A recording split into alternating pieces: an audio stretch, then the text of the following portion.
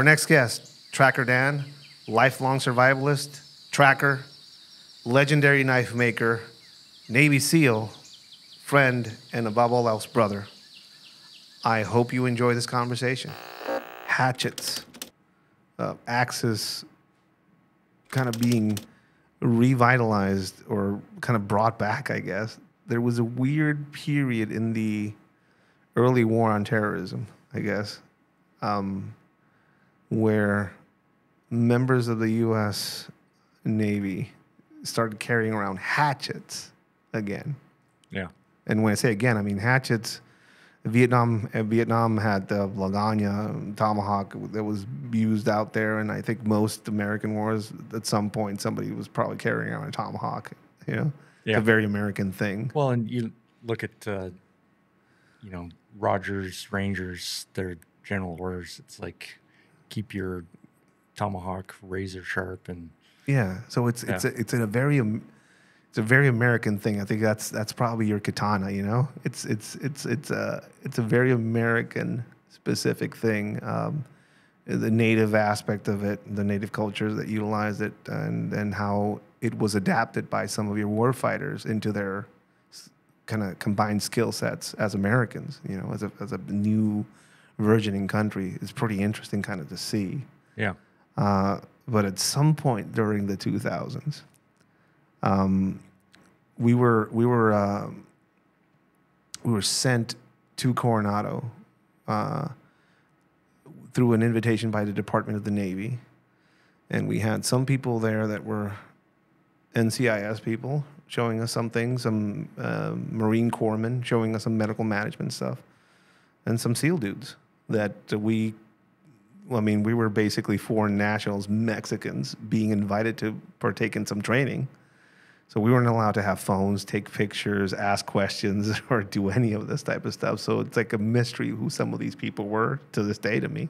Mm-hmm. I mean, they're probably out there somewhere. So reach out if this sounds familiar. But I went out there twice, and one of those times I saw somebody carrying around a hatchet underneath their arm in a kit. They were basically showing us how they would carry their stuff, mm-hmm. How they would load out. You know, they wouldn't let us touch their nods or show us anything about nods because of ITARs, I guess. But like generally how they would lay out their kit, you know, why they would keep their chest clear, with the orientation of their mags, the rounds up or down, the ways they would modify their plate carrier, ways they would carry stuff on battle belts, or how they would kind of unload some of the stuff to their hips, stuff that we didn't know. We were basically winging it as we went. But one of the things that caught my eye was hatchets. Like, what's that for? And I remember them looking at each other and smiling. It's like, for a lot of things, you know? Yeah. That led me, they got me in contact with Daniel Winkler. Yeah. Who is an amazing and legendary knife maker and survivalist as well. He was one of the advisors for the Last of the Mohicans movie. Well, he made all those period piece blades and right. Yeah, so it was amazing wealth of knowledge in this man's arsenal. And I remember getting in contact with him and buying some of those first tomahawks he started basically making for members of the military. Some of them prototypes. Like I remember getting some prototypes because I was getting a lot of use with them, not on people. Cutting irrigation hoses in clandestine grow ops in Mexico. Mm-hmm. Cutting the tail section off a Cessna plane that we couldn't take out of a place that we found it in.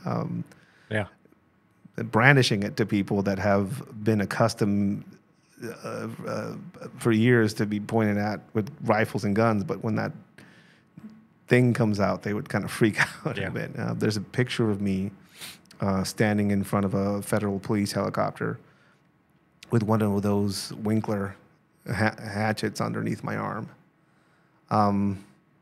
They're cool, amazing. I think they came back in popularity. I think they showed up on on a new show, I think, or something like that. So they kind of got a revival, and a lot of books have been written where people are carrying those.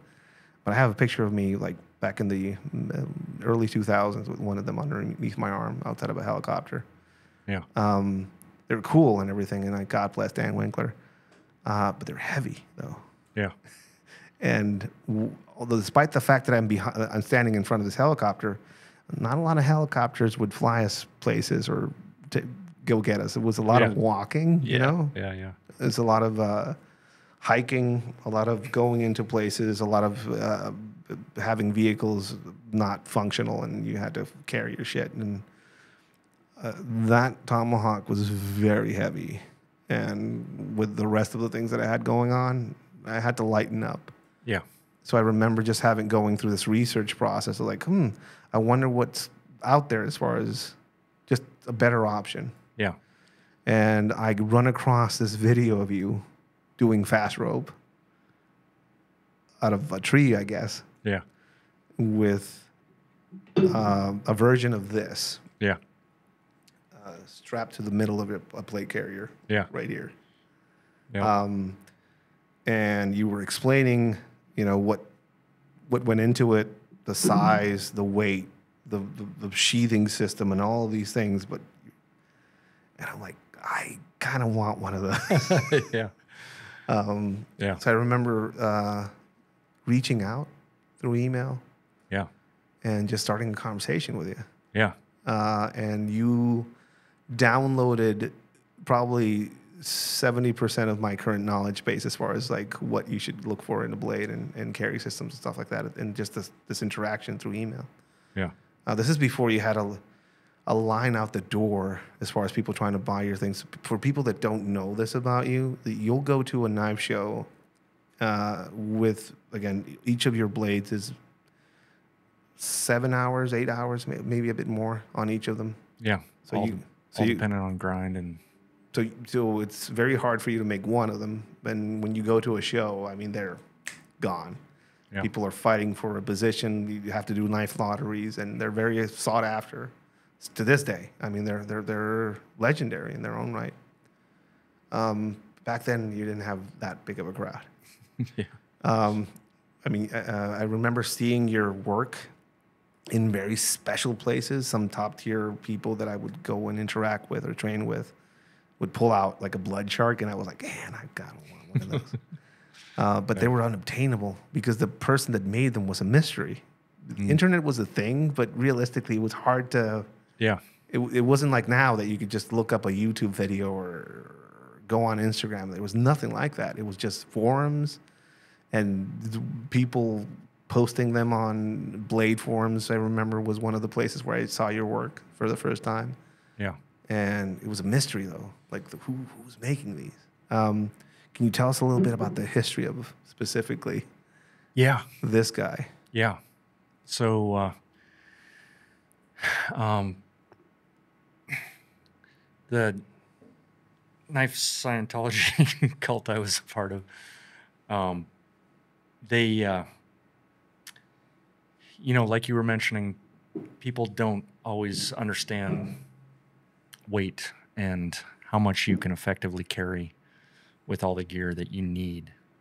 So you got your primary stuff like, hey, sniper rifle's heavy because it's got to be stable. So you carry the weight because it's going to make you have a better shot.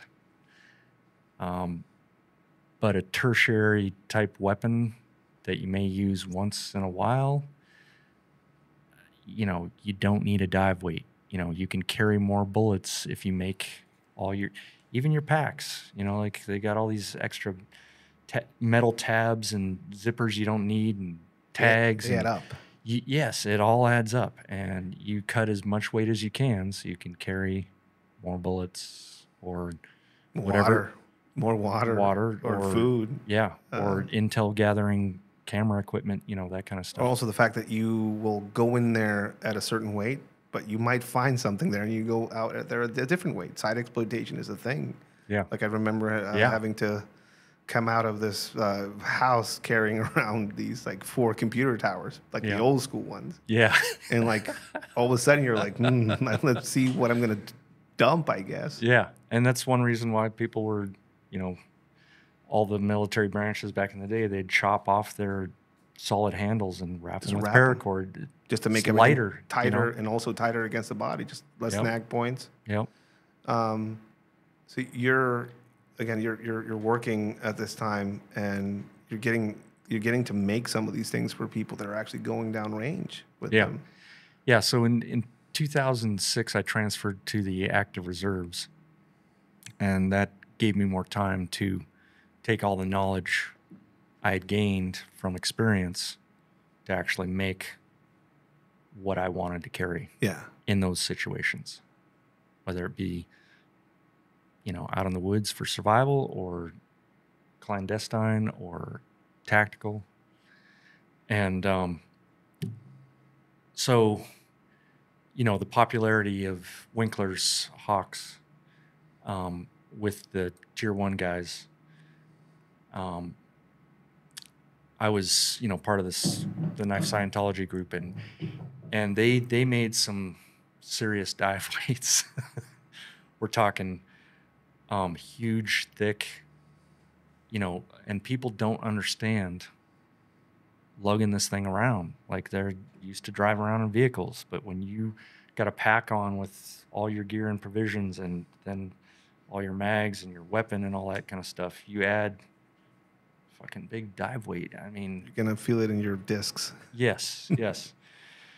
So, and you know, there's a lot that you see with, you know, huge, heavy, traditional style kukris going through tatami mats. Like, they go through a relatively thin one, and then you get a lightweight kukri that's thin, and you can get it moving faster, and it's thin. There's less resistance, and you can stop it easier once it's through. And it goes through a huge tatami rolled up mat. You know, like, so I'm not saying a heavy axe isn't great at sometimes, like when you're trying to chop down a tree for making a log cabin or something. But, you know, in most cases, extra weight's not always a benefit. Yeah. So your mindset is now, well, let's figure out more on steel geometry, edge geometry, and minimalism. Yeah. Let's go more that route is what you were basically coming up with. It's always been that way for me personally, but you know, and I've got to dance around some of this stuff as far as not throwing anybody under the bus from the Tier 1 type people, but so the Knife Scientology people came out with and you know, I drank the Kool-Aid for a good 12 years. You know, I don't blame anybody for drinking the Kool-Aid, because I've been there. But, you know, like, once you know, once you've been married to the mob and you escape, you know better, and you know, you don't want to go down that route anymore. But yeah, they had a huge kind of pre-version of this, you know, as far as from point to point, just and then from top to bottom, beard wise, and then handle length and thickness. And some of the Tier 1 guys were carrying these over in Afghanistan, and, you know, they came back and were like, the guy sketched out this shape right here. And somebody that had carried it, previous versions. Tier 1 guy. And, you know, he wanted it thinner, lighter, all that, you know. And I had made the carry system for that heavier one that he was carrying. And so this Knife Scientology group had just come out with a collaborative spiked hawk that was going to be their big push towards the Tier 1 guys. And they'd just come out with it, and he came back and said, no, this is what I want, this head shape. And, you know, you could just hear a pin drop in the room. and you know, the politics took over, and nobody was going to do anything with this feedback from the field, you know. And I'm like, can I? Yeah, whatever you want, or go ahead, you know. And so I took that head shape and designed the handle I would want for retention and for getting out of stuff and for being able to retain once you go through stuff. Because so many handles out there, they're lacking, like machetes, all that kind of stuff. Like they come just flying out of your hand if your hands are wet, sweaty. Yeah. When I ordered that from you, I said my main issue was like, make it really grippy, because I know that you lose shit in your hands. Yeah. When it's flinging around, when you're wet and all that. So you basically took all that gold feedback, how to make something better and more functional that was not being utilized by anybody else. Yeah. And you turned it into the legendary gray matter. Yeah. What's up with that name though? Because unless you see gray matter, they could still be a threat. I don't. So security rounds or save your bullets and which again, use the gray matter. Yeah, this is something that is coming back to you as far as people carrying these things as experience. So you're putting all that into this creation, this gray matter. When you come back and you're making these now, like you're selling it to members of people that are going down range, basically, mostly. Like the people that are actually that know. I mean, I'm one that knew about them, but I didn't know about these from knife magazines or people that were not carrying. Like I saw these in the hands of people that were coming back from shit. Yeah. With experiences, and they were like, "Yeah, this is a pretty good thing to have for this, this, and this." Vehicle sabotage, tire puncturing, door breaching, like a bunch of different things you can use this for. It's like, oh, that's actually functional, Yeah. And the big issue with tomahawks is, if it has a round handle, you've got this blade that's leading, so it's a leverage against your grip. So you got to have oval or flat handles, so it doesn't spin on you. And so many tomahawks, their profile, it provides a rounded surface area that, it can bludgeon and crush things, but it's not going to penetrate very well. So this front spike, and this is loosely designed on Morrow Headhunter axes, loosely designed, because the shape on those was crazy. But like you pulled out a picture from Kroll where they had an axe just like this. Yeah, it was like it was on. Somebody was putting that online, that like the head shape was like a Kroll piece. And again, I don't. Yeah. I don't know a lot about the history of where it came from. Like you've been educating me on some of this type of stuff. Yeah. But it's a unique shape, and it's it keeps you from getting glancing bolt blows off the skull, and anything that gets trapped in there gets cut, ripped, whatever. It's not going to glide over the front of or the top of the tomahawk. It's like a fang on there, like a processing fang. So when it goes in, it'll dig in. Yeah. And it won't glance off with a rounded surface or the flat surface of a blade. Yeah. And, a lot of the law enforcement guys who buy stuff from me, they convince me to make a shorter version so they can have it in their little go bag in their vehicles. And, but, for breaching, because like the first hawk I carried was a C-130 crash axe.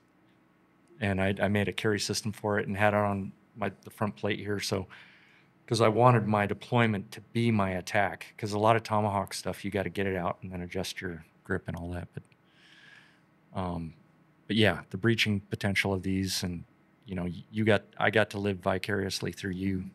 Yeah, on a lot of that stuff. Yeah, we got to use those a lot. Yeah. I remember just carrying mine, and I remember the questions I would get. Yeah. I would walk around with this. thing on my strap to my, and it, you know, when something would get in the way, you know, some people would carry around a crowbar. I would carry that thing, you know. Yeah. So everything from meal prepping to doors and car hoods and trying to figure out if there was like a car with cocaine in the internal chassis of the car, and Yeah. people were looking around for things to cut that off. Like, get out of the way, can opener. Yeah. It's an interesting tool, and I remember it definitely had like an effect on people when you you pull that thing out, which is, you know. I remember reaching out to you about it, to get one and just carrying it, and I would, you know, send you. You said, like, if you have any feedback, just send it to me. It's like, okay.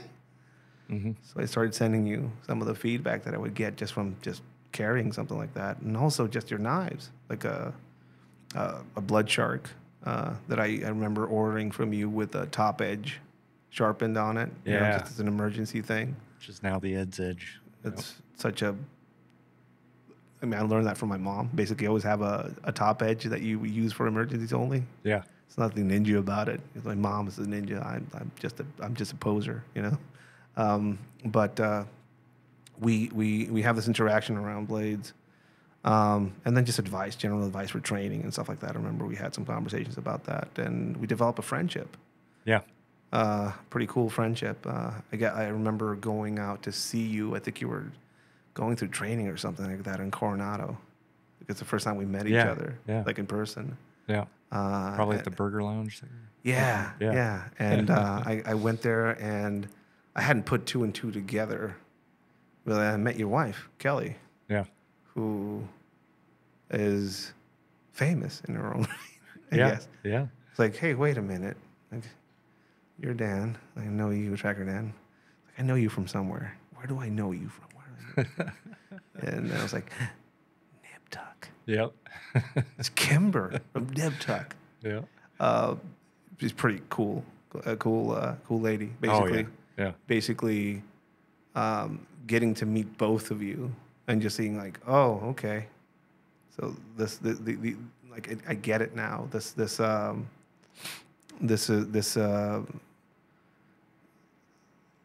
lifestyle that you have for yourself, where you're trying to basically do this, be attached to the Navy and do that as well, and pursue more of your teaching aspect of basically turning some of those lessons into like lessons for others.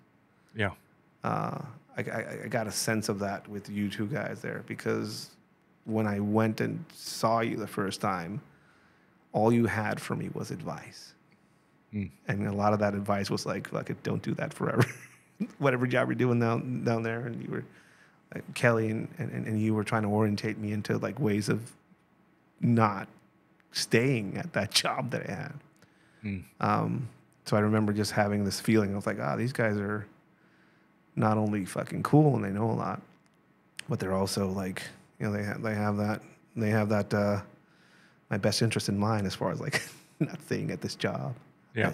It was unacceptable to me in my mind that I was not going to be doing that. Yeah. Because that's all I knew how to do. Yeah. Becomes your identity. Yeah. Yeah. And I remember speaking to you throughout this.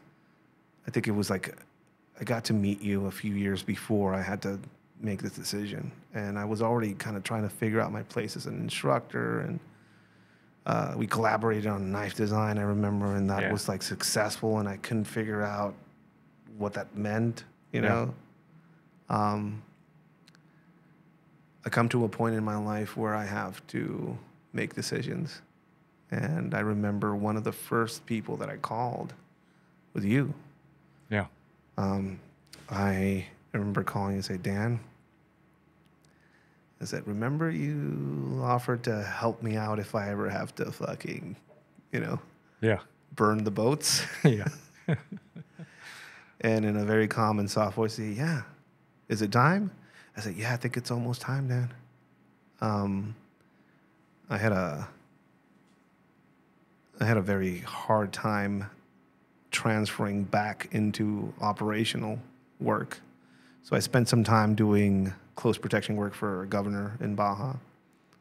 And then after that was over, I went back to the streets, basically doing operations work again. Yeah. Being a high-profile, very visible face next to the governor, Yeah. to going back into the dark. Yeah. It just doesn't work that way, but that's basically where they sent me. Yeah. And in a lot of ways, I think they sent me there as a way to end me, I guess. But I went back into that job. I went back into working. I remember saying, "Hey, Dad, like bring this thing out of retirement," just putting it back on my vest, and I would send you some pictures of me out there working. Yeah. But things were like really dark, and the support we used to have was gone. Leadership was abandoning ship, and it was just unsustainable. And I was approached with a very serious offer of working for one side or another, and I just couldn't do it. Yeah. And I remember just having this phone conversation with you, and you're like saying, "Hey, I need to run." And you said, "Come hide." Yeah. We got you. This, my American experience was very much you guys and the welcoming that I got from you guys. And we'll talk about some of the adventures we got into after. But I remember showing up at your place with a 2-year-old in my arms. Yeah. A very big and contrived mask of everything's fine, everything's okay, you know. But I was like falling apart. Yeah. I was deep into my alcoholism back then, and I was learning words from you guys, words like PTSD, TBI. Yeah.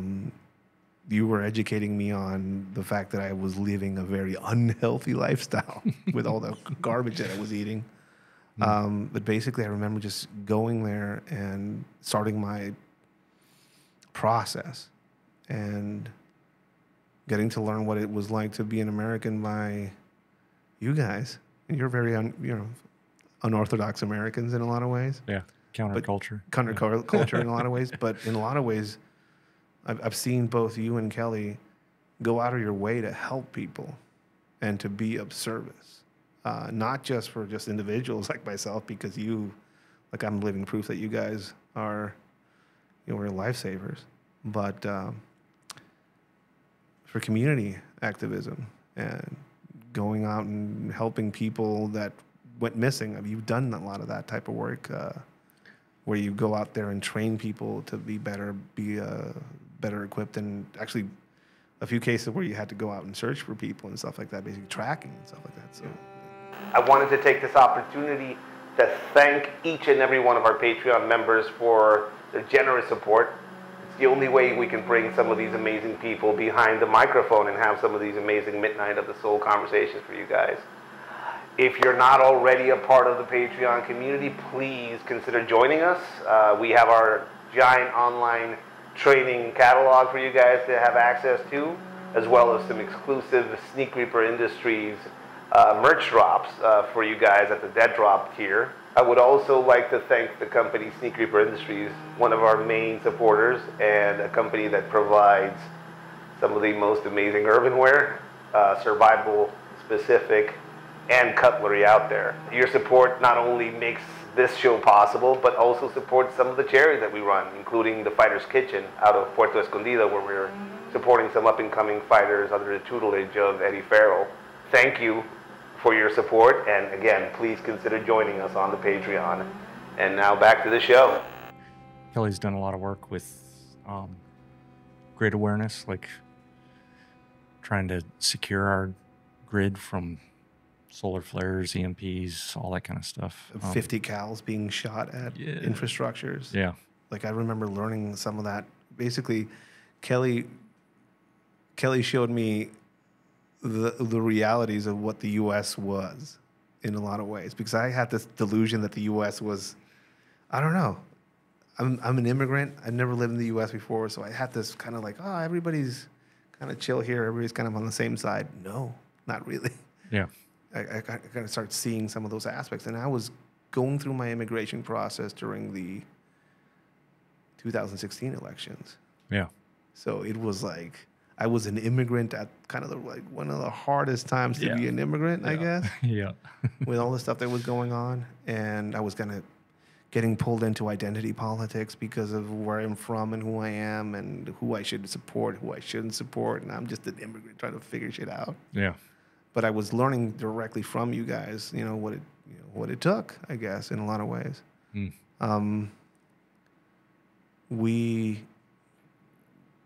We had a lot of moments where you basically took me out of existence, not with drugs, because, drugs are pretty easy, just get mushrooms and shit like that. I grew up with them. Yeah. But you gave me a different type of drug, nature. Yeah. Reconnecting. Yeah. We went to these hot springs. Yeah. Remember that, Dad? Yeah. I'll post up some pictures of this later on my Instagram account so you can see it.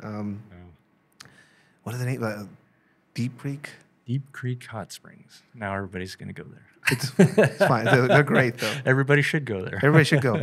But it's like, I don't know, you sometimes you look back on events to try and make sense of them. Yeah. And I don't know if you were doing this on purpose or not, or like what was going on there. But I remember just both of us being in a high stress space. Yeah. Like I was basically trying to reinvent myself, and you were going through some issues, and we're trying to figure things out. And you're like, you know what? Let's go to these hot springs. Yeah. If you've never been there, it's basically showing up to this giant deep ravine. And all the way at the bottom of this ravine is a very cold-ass river that you have to cross. Yeah. Before you get to these warm, rejuvenating, beautiful hot springs that are there. Yeah. I remember not being in the best physical condition making my way there. Sleep cycles were non-existent. Nutrition was pretty bad. And somehow I made it all the way down there with you. And like we spent a few days there. Yeah. Disconnected from everything. No cell service. Yeah. Which and I don't think you know this, but it was the first time that I was without a cell phone or cell service or communication since I was 20. Yeah. And wow. You fucking unplugged me from the Matrix. Yeah. We spent some fucking amazing time out there. Just chilling in these hot springs. Yeah. And then on our way up, Dad, we see this rescue helicopter just fly overhead. Yeah. And I remember if you said it or I said it, like, some poor schmuck probably got stuck down there. Well, yeah, some kids were doing some flips off the rocks, and we were like, hopefully one of them didn't hit their head. But I think one of us said, this is probably our wives called the local sheriff, because they thought we were supposed to be back sooner or something. And that's exactly what had happened. Yeah. Yeah. We start getting service and ding, ding, ding, ding, ding, ding, ding, ding. Like I think we basically said we made a basic mistake of not being very defined with the time frame that we were going to be. Well, one wife thought one timeline, and the other wife thought the other. So there was mixed timelines there, and it was a great adventure. Turned into learning experience. Our rising fear turned it into an even greater adventure. Yeah, the amount of shit that we were in. And I remember just already being stressed out, coming out of this amazing transformative hot spring experience. Yeah. You were showing me like how to sustain myself in the cold water and then going into the hot water, and I'm just going through this great experience with you, learning, about all these fucking things that were around me. And all of a sudden I was cast back into this chaotic environment. We drove in there in this weird back road. Well, because of all the pressure we were getting from, like, if you're not dead, you're gonna be, so we're like, we got to find a quicker way out of here. Yeah. And that led to Yeah. You know, just we were it looking got at some worse maps. and worse. We were looking at some maps, and we were in a car that was not optimal for off-road. It wasn't 4-wheel drive. It was not a 4-wheel drive vehicle. And somehow... we went down something that only an ATV could get out. Yeah, this canyon road. It looked like a road, but maybe it was like a river. I don't know. Like some... And I had just been through an off-roading school through the Navy, and you were trying. I was using every ounce of it, what I learned. You were trying. I think that was a moment that I think I don't know about divinity, but somebody was testing us there. You know. Well, and a sandstorm was coming in. It was starting to get dark. We had the phones were ringing like, the sandstorm is coming. Yeah. We went down this ravine that we could not get back up. Yeah. It was just not happening. Yeah. We're trying all the tricks and there's no way. So I'm on the phone looking at satellite maps of the area, trying to, like, you can go through here and here, but some of these pictures are out of date. Yeah. So I'm like... Well, and some have been sealed off, you know. So we finally make it to this road that had like, oh, you can go through here. Well, there's a gate we had to pick a padlock on. So, but to get through it, we had this cow gate, I guess, this cattle gate with a master padlock on there. Yeah. And we're both ninjas. I'm like supposed to be like the specific ninja for padlocks. But like, why am I going to carry a set of lock picks to these hot springs? So like I said, no, I'm not going to need those. Yeah. And we needed them. Yeah. We needed lock picks at this precise moment. Yeah. And like you dug them out of who knows where you I had keep them in my wallet. Yeah. All the time.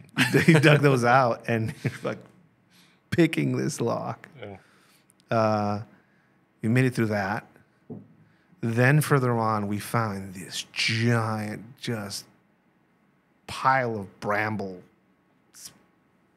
bushes and a boat, like a boat out there in the middle of nowhere. Hot tub. A hot tub, basically all these things blocking our way to get out. Yeah. And so you had to use. we learned a big lesson because you used your fingers. So imagine this fence that has been broken through 1,000 times and rewired and repatched up. This just mess of wire. Yeah. And me and Dan standing in front of it and like asking, like, do you have your multi-tool? Do you have yours? How are we gonna do this? And I'm like, with my bare hands, just untangling this fucking wire as you're maneuvering the vehicle closer to see if we can kind of figure this shit out. Yeah. Hands bloody.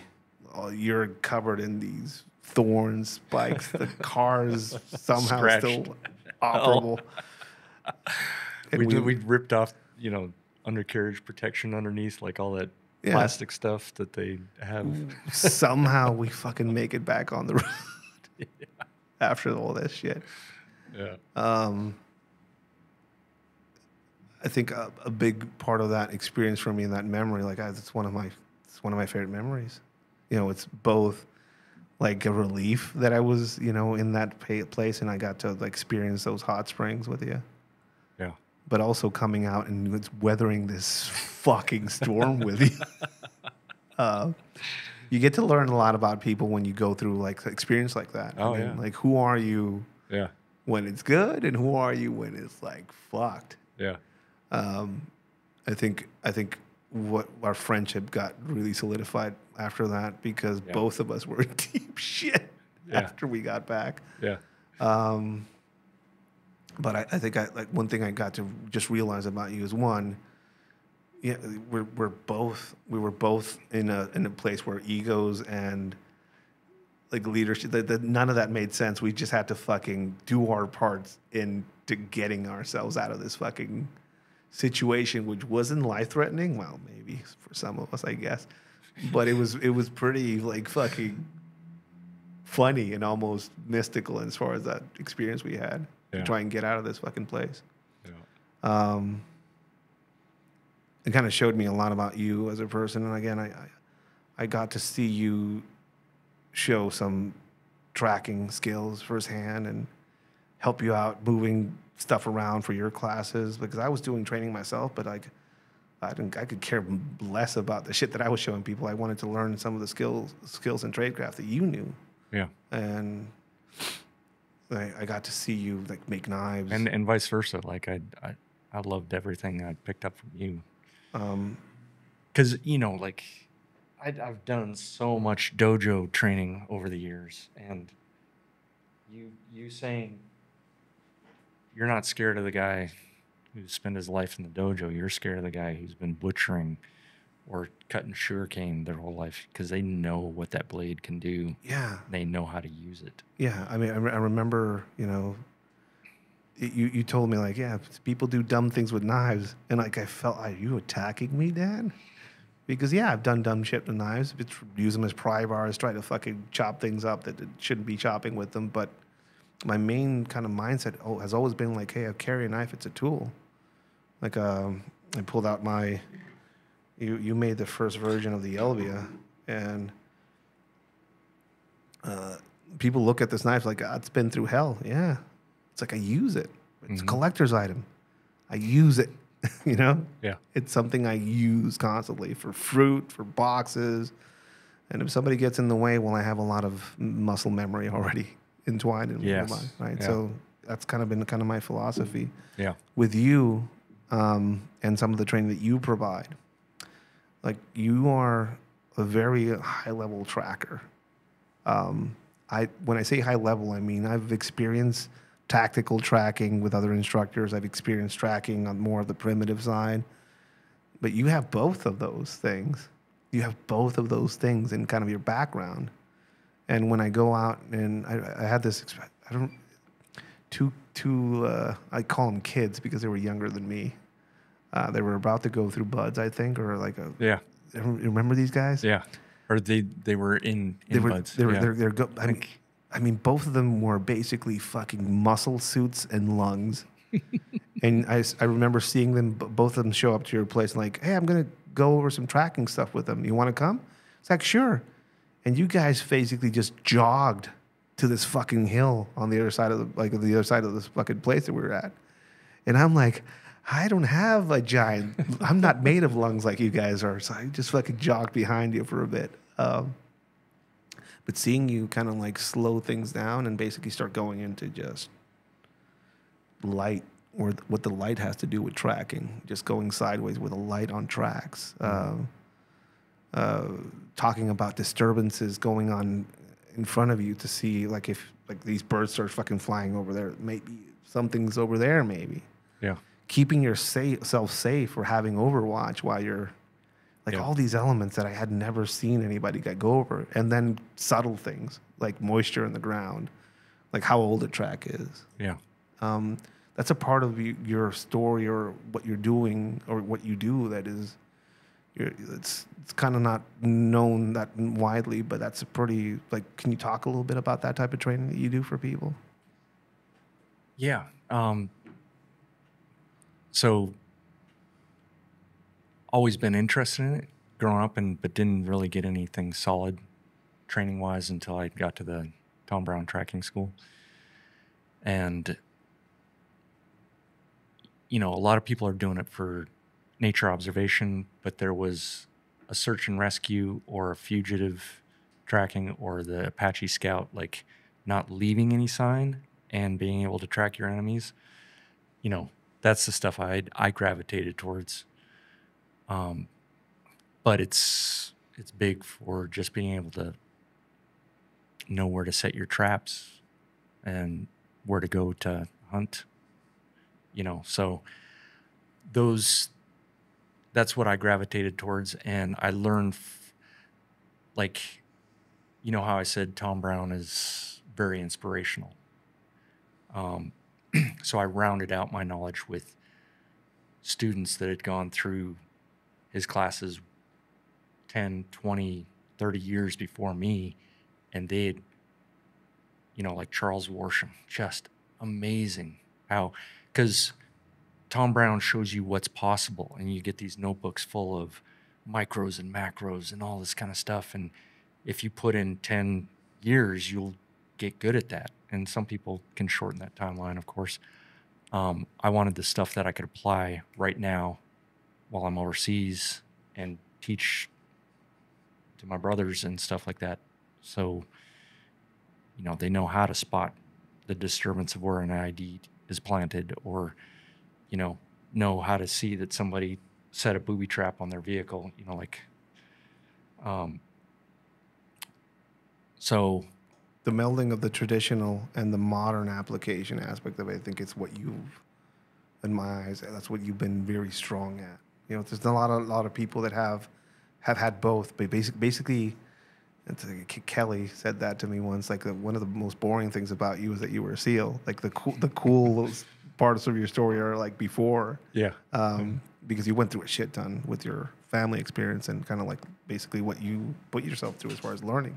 yeah, So having somebody that has both that lifelong skill set just from being a kid and kind of growing up that way and going through this tracker school and then getting all these people and then actually going off and doing your own hero quest and going to war. yeah, So I think that's what makes you kind of unique as an instructor and the rarity of that. And you make your shit.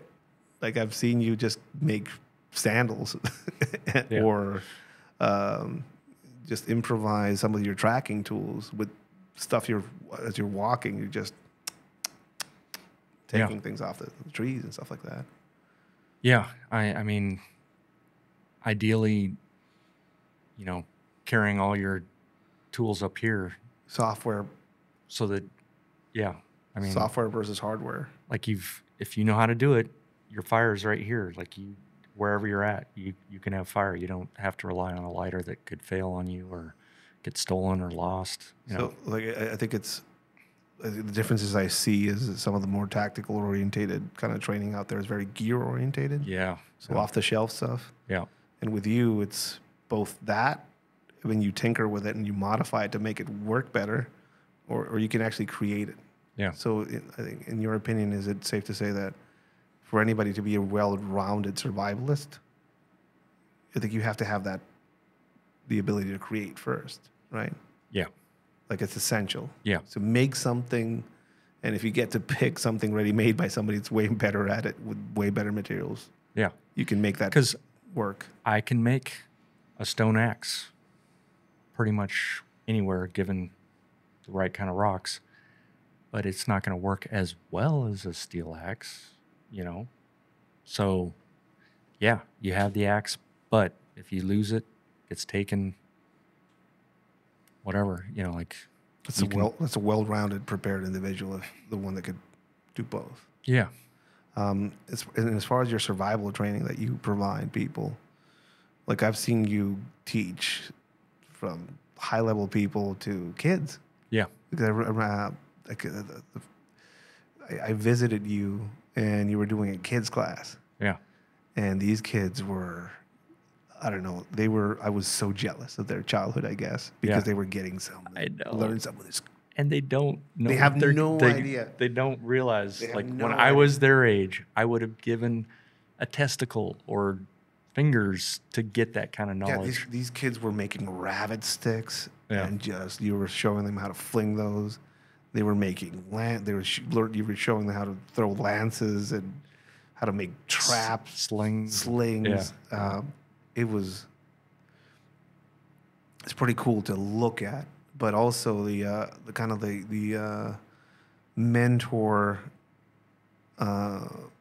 elder style of learning where they're not only getting to learn from somebody that knows the skill sets, but has stories around each of these skill sets, because that's something I've noticed about you. You talk a lot about other people being good storytellers, and Tom Brown you're a great storyteller. Like I saw that with some of these kids where you're like, well, one time I had this experience and this happened. And so these kids are now looking at their rabbit sticks differently. Like, oh shit, this is not only a stick. It's like it could be a lot of things. Yeah. Yeah. Yeah. Another great storyteller is Tom Brown's protege, John Young. And he's told me a good storyteller too, but like when I compare myself to him, it's like, you know what I mean? It's hard to witness yourself. First time I saw John Young teach a class on plants, I was like, why am I teaching plants? You know, like, so I absorb a lot of that and, you know, learn how to be better. But yeah, I mean, walking through any place with you is always a learning experience. Like you're always pointing shit out that. So I look at things differently, and I have eyes that are trying to train for specific things. Like you can make a bomb out of that. You can whatever, right. you know, this weird horrible shit that I have going on in my head. Yeah. But you're like, hey, you can poison somebody with that plant over there. Like what? Yeah, that plant comes. This is a poison. Like we did a class in Oakland. Remember that? Yeah. And you took students down this we're gonna walk through here, and and you were pointing out like that plant can kill you. That plant is medicinal. You can live off that plant. You can make rope with that one. That's a pretty good thing to make shelters out of. And people's minds were just being expanded because it was some dirty alleyway or dirty. Yeah. Yeah. You were just making things that people were gathering around supplies.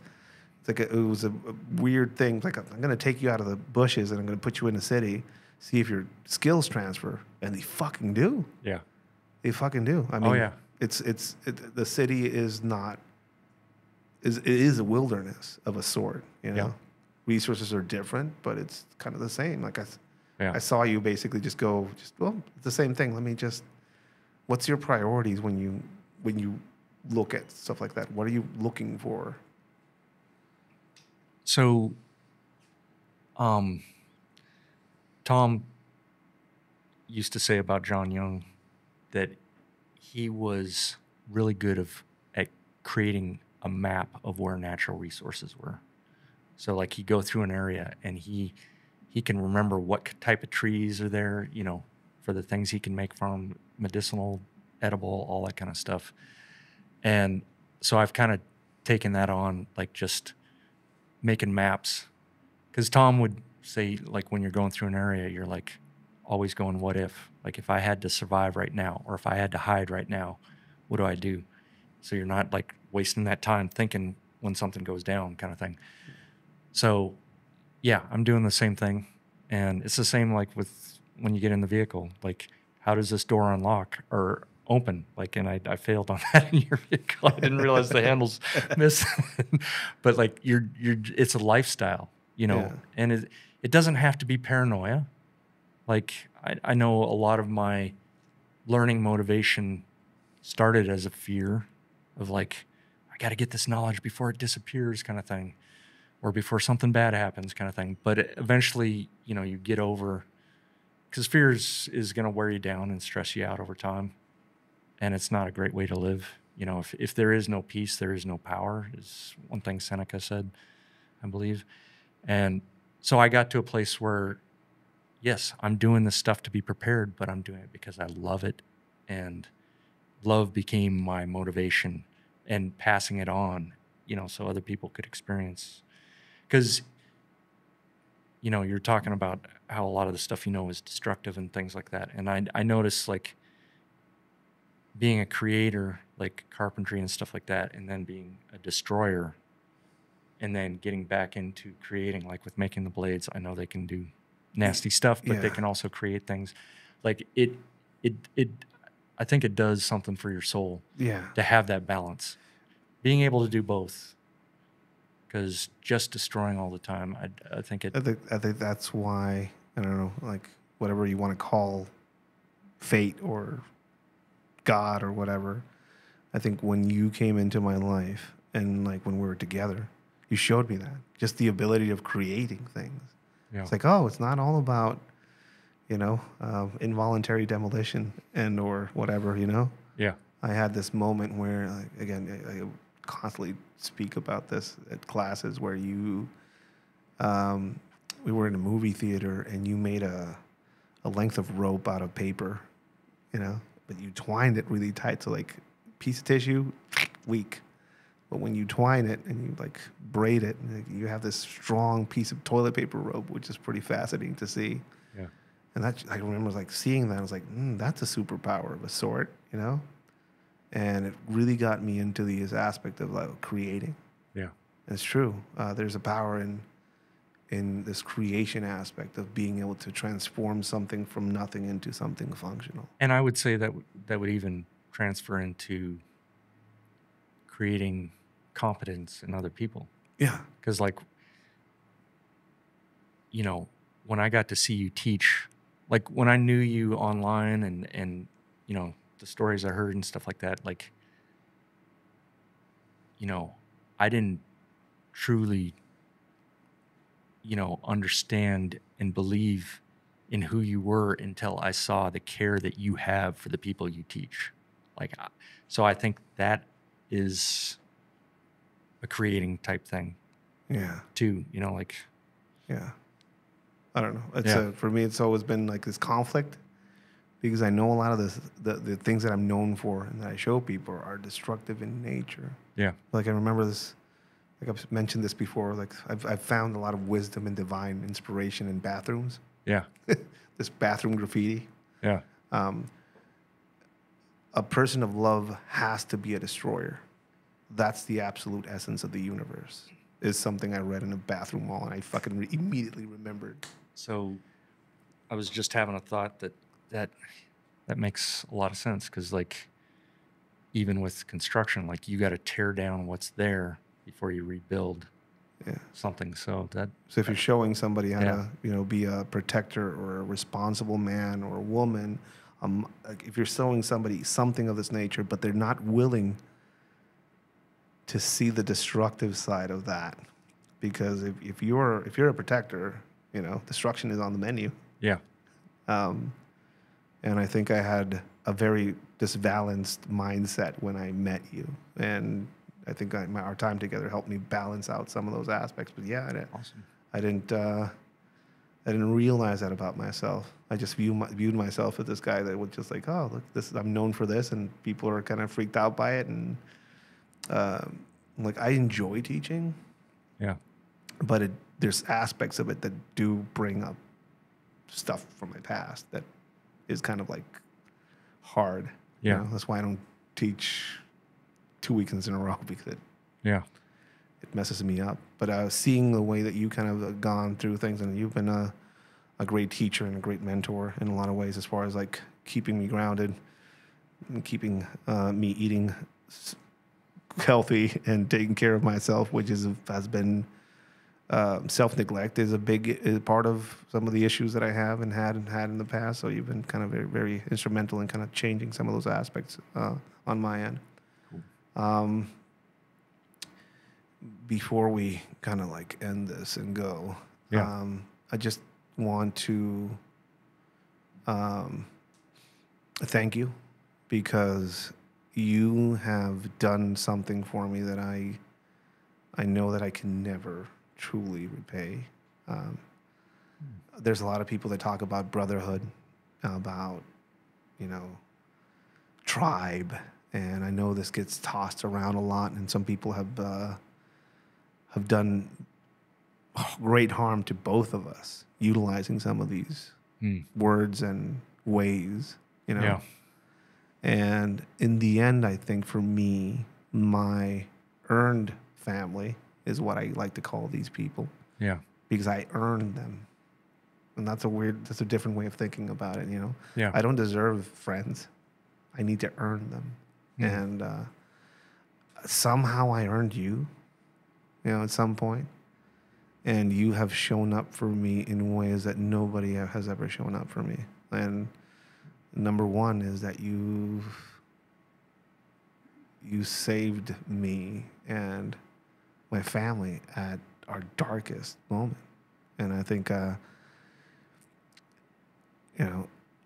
as far as my part in your story and as our interactions and you finally being here for this interview and kind of like going on the podcast, and hopefully some people seeing more of you through our social media and through some of the training that we're doing. And we're going to try and document some of your training so more people can learn about it.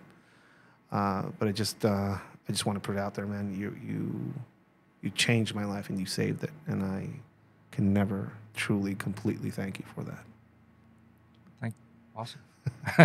And it's hard to. I know you're one of those guys that it's hard to take some of those comments, but it's it's true. Yeah, no, I mean,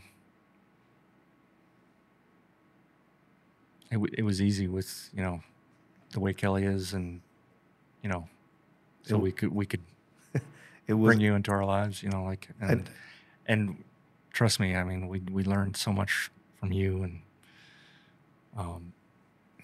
we hope we didn't spoil your daughter too much. Oh, she is she's a 9-year-old, 80-year-old lady. You know, she's smart, sassy. She has Kelly showed her ways. You know, so she's she knows. You know, she's great. Yeah, and like, you know, I've always sought brotherhood or to be a part of something, and I've learned the hard way that you can get sucked into stuff that aren't true brotherhood. And I would say, if you can count your true brothers on more than one hand, they're not all true brothers. Quality over quantity. Yeah. And if you're going for quantity, you're going to give up quality. You know, it's so, yeah, no, I'm proud to have you as a brother, and it's been a two-way street all the way, you know, like. Yeah, we've been going through some shit. Yeah. Where you're a knife maker, you're an instructor, you show people how to survive in all sorts of environments. You're also somebody that's very sought after when it comes to their opinions on some of these things. And so for people that are curious about learning from you, people that are curious about getting one of your knives, it's not easy. Yeah. I mean, we're friends, we're brothers, and I struggle. Yeah. I don't even ask, dude. I wanted a blood shark, and I had to con one out of somebody. Don't worry about it. I stole one from my brother. So if people want to learn more about you, your knives, like where can they find you? So trackerdan.com, it's probably got a lot of historical information from websites in the past. At some point I'll be able to put more time to that and make it more interactive and more current. But I've been doing mainly Instagram, and for just putting out tips, techniques, drops. Sometimes there's some Facebook groups that have popped up that I'll do some drops on, but yeah, it's been mainly blade shows and that sort of thing. So if people want one of your knives, their best bet is to basically catch you at a show. Yeah, because we did open up books a while ago, and just with my Navy schedule, you know, being in the active reserves still. Yeah, you're still active. Those people don't know that. You're still in. Yeah, and then traveling to teach people in their location how to track and their natural resources, you know. And like being a man of action, I can't stand on the grinder 8 hours a day, 24/7. You know, like you have to be messing around with shit. I got to keep my, you know, while my eyes still function, I got to get out there and track and awesome and get in nature and all that. So, awesome. Yeah. Thank you for coming on. Thanks for having me. Thank you for everything. Again. Vice versa. Yeah. Appreciate it.